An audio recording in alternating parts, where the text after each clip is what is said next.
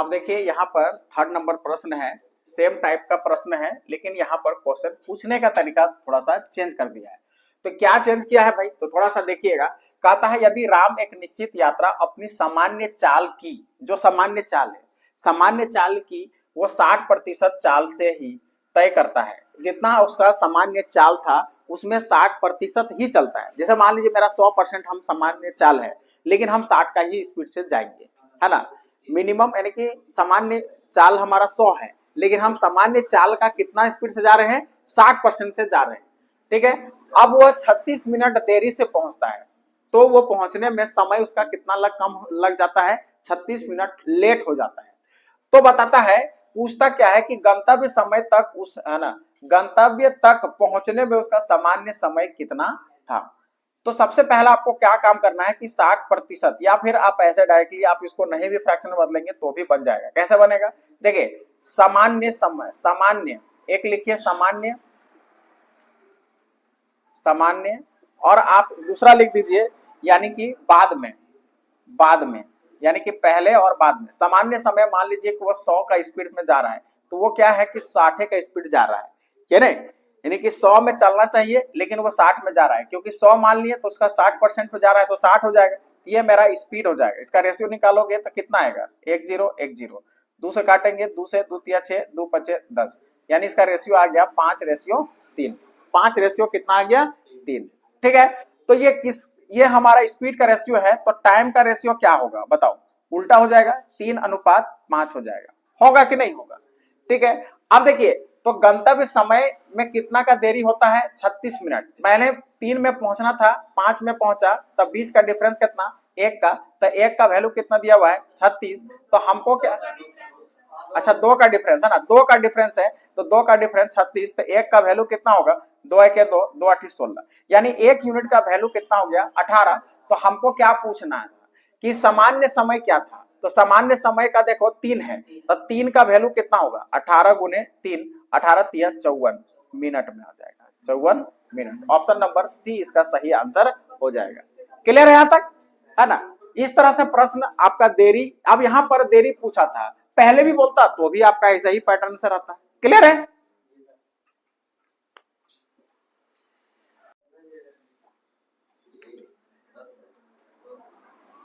अब देखिए यहाँ पर 4 नंबर प्रश्न हमारा क्या कहता है कि राजधानी एक्सप्रेस दिल्ली से पटना के लिए 1 घंटा 30 मिनट से लेट से पहुंचा, मतलब लेट से शुरू किया, है ना, कुछ कारण होगा तो वो लेट से चलना स्टार्ट किया, और वो अपनी चाल 10% की वृद्धि कर दिया। अब 10% का वृद्धि कर रहा है, तो 10% यानी कि 1/10, यानी कि वृद्धि कर रहा है, तो पहले हमारा 10 था और बाद में हमारा 1 वृद्धि कर दिया, तो क्या हो गया, 11 हो गया।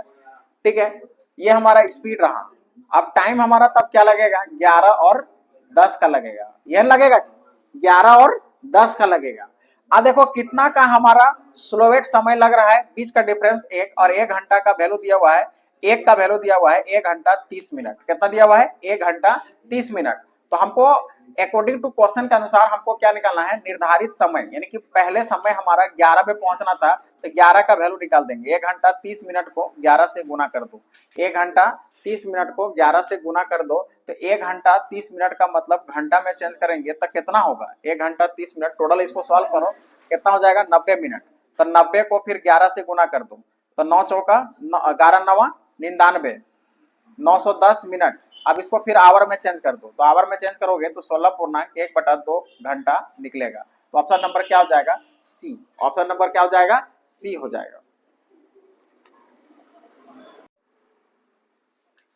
चलिए देखिए 6 नंबर प्रश्न हमारा क्या कहता है कि जब एक कार 30% बढ़ा दिया जाता है, तो सिंपल सी बात है, जैसे जहां तक समझ में आता है वहीं तक काम कीजिए। बढ़ा दिया तो कितना हो जाएगा, 30/100, यानी कि 3/10। अब पहले यानी कि पहले जो सामान्य था, सामान्य समय, सामान्य चाल, और बाद में चाल, तो सामान्य हमारा 10 था, तो बाद में हमारा 3 बढ़ गया, तो कितना हो गया, 13 हो गया। तो ये कौन सी का रेशियो हो गया, स्पीड का। तो टाइम का रेशियो हमारा कितना होगा, 13:10 होगा। होगा कि नहीं होगा। अब 20 का डिफरेंस देखो तो कितना का है, 3 का है, और 3 का 20 का डिस्टेंस बता रहा है कितना हमारा कम लगते हैं, तो 24 के बराबर है। तो 1 का वैल्यू कितना हो गया, 8 हो गया।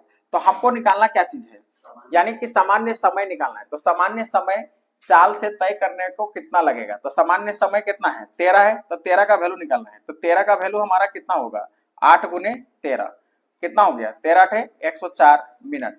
अब इसको घंटा में चेंज करिए, तो घंटा में चेंज करोगे तो कितना आ जा रहा है 1 घंटा 44 मिनट। कितना आ रहा है 1 घंटा 44 मिनट। तो यही आंसर हो जाएगा ऑप्शन नंबर डी। क्लियर है।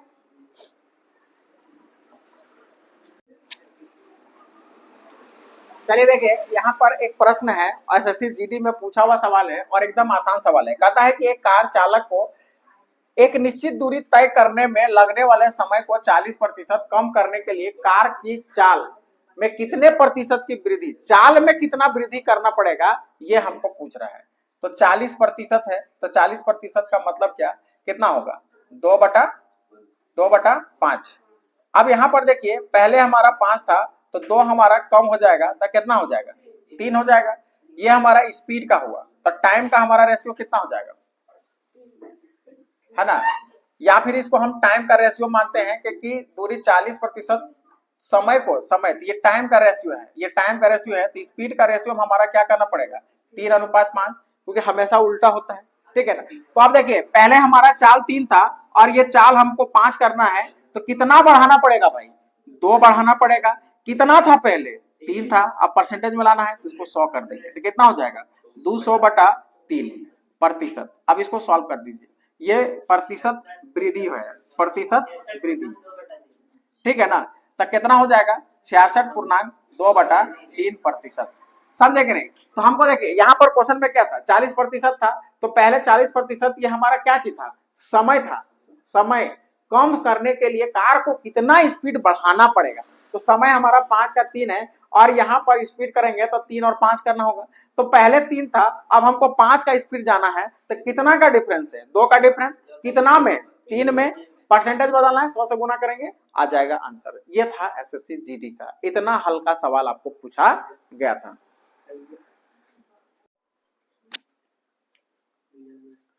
देखिए ये भी क्वेश्चन एकदम एसएससी जीडी का है और ये जो आप टाइप हम बताए हैं वही टाइप से ये क्वेश्चन है। और जीडी का क्वेश्चन जितना भी क्वेश्चन होता है वो हलवा क्वेश्चन है, एकदम आसान क्वेश्चन है, थोड़ा सा समझना है केवल। कहता है कि एक कार 5 घंटे में 240 किलोमीटर की दूरी तय करती है, तो बताओ तो इसका स्पीड कितना होगा 240/5, तो कितना आ गया 48 किलोमीटर/आवर। ये सामान्य स्पीड था उसका, ठीक है ना। लेकिन कहता है यदि वो अपनी सामान्य गति की आधी कर दे, तब यहाँ पर इसका स्पीड आधा कर दे, तो स्पीड ये 1 मान लो, तो स्पीड 2 हमारा कितना हो जाएगा 48 का आधा हो जाएगा, तो कितना हो जाएगा 24 किलोमीटर/आवर हो जाएगा, ठीक है ना। अब यानी कि 48 की स्पीड से जाता है तो उसको समय लग रहा था, कितना समय लग रहा था 5 घंटा लग रहा था। अब 24 की स्पीड से जाएगा तो उसका समय कितना लगेगा, डिस्टेंस तो वही रहेगा 240 रहेगा। अब ये 24 से करेगा तो कितना होगा 10 घंटा लगेगा।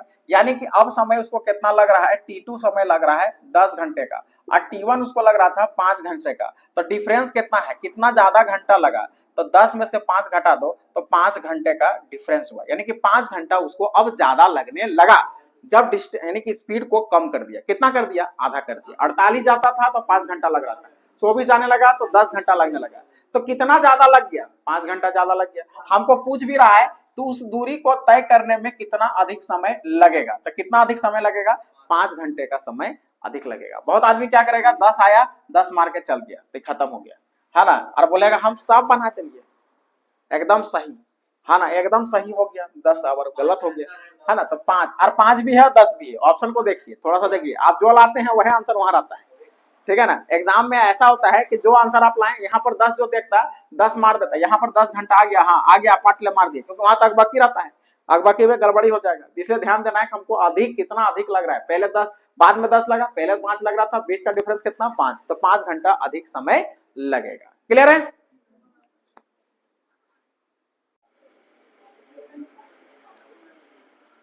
देखिए अब यहाँ पर हम एक जबरदस्त सवाल को ले रहे हैं और ये एसएससी सीजीएल में पूछा हुआ सवाल है, ठीक है। देखिए एसएससी जीडी का तो एकदम आसान सवाल है, लेकिन थोड़ा सा सीजीएल लेवल का क्वेश्चन थोड़ा सा घुमाता है, जबकि घूम गए तो आप फिर घूम जाएंगे, लेकिन क्वेश्चन को समझ गए तो आप फिर बना लेंगे, ठीक है। कहता क्या है, एक व्यक्ति एक निश्चित चाल से एक निश्चित दूरी तय करता है, एक निश्चित चाल से निश्चित दूरी तय करता है और यदि कोई दूसरा व्यक्ति 3 गुना समय में, 3 गुना समय मतलब पहला व्यक्ति जितना समय लगा रहा है उसका 3 गुना समय, मान लीजिए हम 1 घंटा लगाते हैं तो दूसरा व्यक्ति 3 घंटा लगाएगा, यही ना कह रहा है।